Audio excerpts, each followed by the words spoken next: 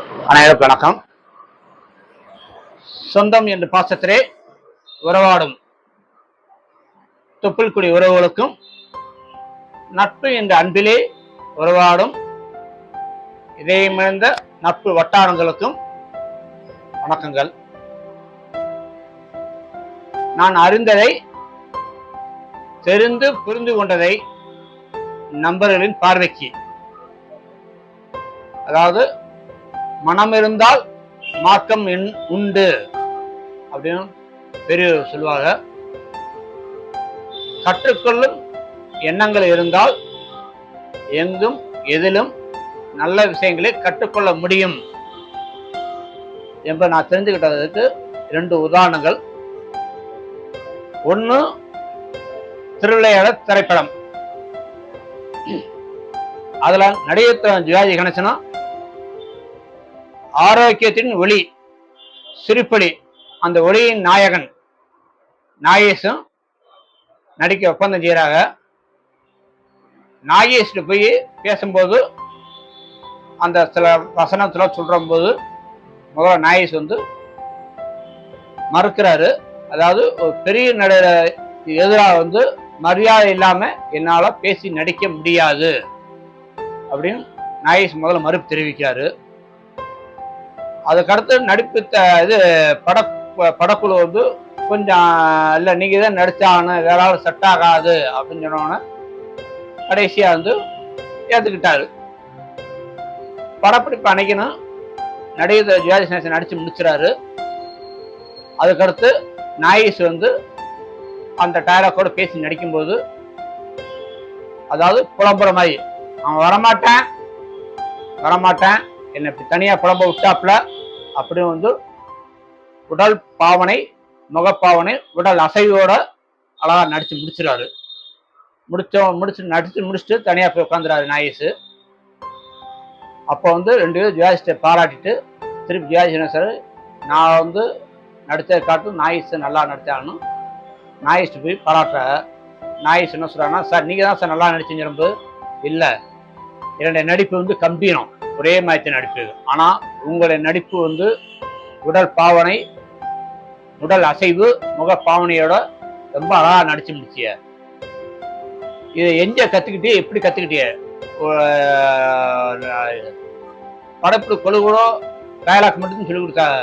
ஆனா உங்க நடிப்பு எங்க கத்துக்கிட்டீங்கன்னா, நாகேஷ் என்ன சொல்றாங்கன்னா, டெய்லி ஒரு இடத்துல வாக்கிங் போவேன், அங்கே ஒரு பைத்தியக்காரன் தன்னால புலம்பிட்டு போறத பல டிப் கவனிச்சிருக்கேன். அந்த பைத்தியக்காருடைய உடல் அசைவு, முகப்பாவனை என் மைண்ட்ல வந்துச்சு. அதை ட்ரைனிங் எடுத்து இந்த நடிப்போடு சேர்ந்து கொண்டு வந்தேன். இதே இந்த ஒரு வெற்றியமா நடிப்பு முடிச்சுன்னு சொல்லி முடிச்சுறாரு. அப்ப படப்புள் சொல்லுன்னா, எங்கேயும் எதையும் கத்துக்கலாம்னு ஒரு பைத்தியக்கார்ட்ட இருந்து கூட பாடம் கத்துக்கிட்டிய, உண்மையில பாராட்ட வேண்டியது அப்படின்னு சொல்லி முடிச்சிடாப்ப. அதுக்கடுத்து 2வது விஷயம் மகாபாரதம். கர்ணன் கிருபாச்சாரியர் கர்ணனை ஒரு பயிற்சிக்காண்டு ஒரு நதியோரம் கூட்டிட்டு போறாப்புல. கிருபாச்சாரியர் தூரத்துல ஒரு பறவையை காமிச்சு, அந்த பறவையை கீழே விழுத்தாட்டணும், அன்பால அடிஞ்சிடாப்புல. கர்ணன் முதல்ல குறிப்பாத்து நிக்கிறாப்புல. அடுத்து 2 வினாடி 3 வினாடி டக்குன்னு அமைய நின்றாப்புல. அப்ப கிருபாச்சாரியர் என்னப்பா குறி சரியா தெரியலையா, இல்ல சூரிய ஒளி உன்னை கண்ணை கூச வைக்கிறதா கேள்வி கேட்கிறாரு. அத கர்ணன் இரண்டும் அல்ல, என்னுடைய தர்மம் என்னை தடுக்கிறது, இது கால நேரம். அந்த பறவைகள் அந்த பறவை தன் குஞ்சுகளுக்கு உணவு தேட போகலாம், அல்லது உணவு கொடுக்கலாம். இந்த சூழ்நிலையில் என் திறமையின் வெற்றியை காமிக்க ஒரு பறவையை இலக்காக்க என் மனம் விரும்பவில்லை, என்னால அடிக்க முடியல அப்படிங்கிறது சொல்லிடாரு. உடனே கிருபாச்சாரியர் உன் வீரத்திலையும் கண்ணை பாராட்ட வேண்டிட்டு, இருந்தாலும் வீரத்தை நிரூபிக்கணும்னு சொல்லிட்டு திருப்பி சுத்தி பார்க்கறாரு. இது என்னுடைய கற்பனை. சுத்தி பார்க்கும்போது ஒரு குளத்துல அந்த நதியோரம் ஒன்று ஓடுது. அந்த நதியில ஒரு மீனை காமிச்சு, குறிப்பிட்ட மீனை காமிக்கிறாரு. இந்த மீனை அடிச்சு குறிப்பிட்ட தூரத்தை விட்டுணும், ஆனா மீனும் சாகக்கூடாது, அன்பால எய்தணும். திருப்பி தூக்கி உள்ள விட்டுஞ்சோன்னு அந்த கர்ணன் அந்த கரெக்டா காமிச்ச மீனை அடிக்கிறாரு. அடிச்சு கையில தூக்கி திருப்பி குறிப்பிட்ட தூரத்துல விட்டுறாரு. மீனும் அந்த எடுத்தோன்னே துள்ளி ஓடிடுது. அப்ப கிருபாச்சாரி வந்து உன்னோட வீரத்தையும் பாராட்டினேன், அந்த வீரத்திலையும் தர்மம் கருணை எங்களையும் பாராட்டினேன். எல்லா உயிரினமே வீரத்துல போராடும், தன் உணவுக்காகவும் தன் தேவைக்காகவும் போராடும்.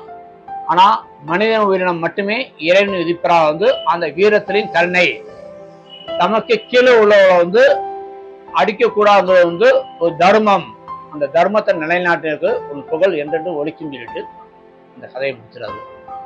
இது என்ன சொல்ல வரேன்னா, முன்னோர்கள் சொல்லுவாங்க, கற்றது கையளவு கல்லாதது உலகளவு. பள்ளி பாடங்கள் கல்லூரி பாடங்கள் ஒரு மனிதனுக்கு ஒரு பக்கமா இருந்தாலும் அனுபவ பாடங்கள் அது மறுபக்கம். நம்ம பழகும் மனிதர்கள் வந்து பலவிதமான குண அதிசயங்கள் பலவிதமான திறமைகள் உள்ளடக்கி இருப்பாங்க. நம்ம எத்தனை பேர்ட்ட பழகிறோமோ அத்தனை பேர்ட்டையும் அவரோட குணங்களையும் அவருடைய திறமையும் நமக்கு என்ன தேவைன்னு எடுத்துக்கணும்னா நம்ம வாழ்க்கையில வந்து வெற்றி நோக்கி பயணிக்கலாம் என்பது என்னுடைய கருத்து. இன்னைக்கு உள்ள இளைய சமுதாயம் வந்து பெரும்பாலும் செல்போன் பயன்படுத்துறாங்க. அந்த செல்லை கொஞ்சம் ஒதுக்கிட்டு இந்த மாதிரி விஷயத்துல நம்மளோட பழகு கொள்றது இருந்தாங்கன்னா அவங்க இன்னும் பல வெற்றிகளை தாண்டலாங்கிறது என்னுடைய எண்ணங்கள். நன்றி, வணக்கங்கள்.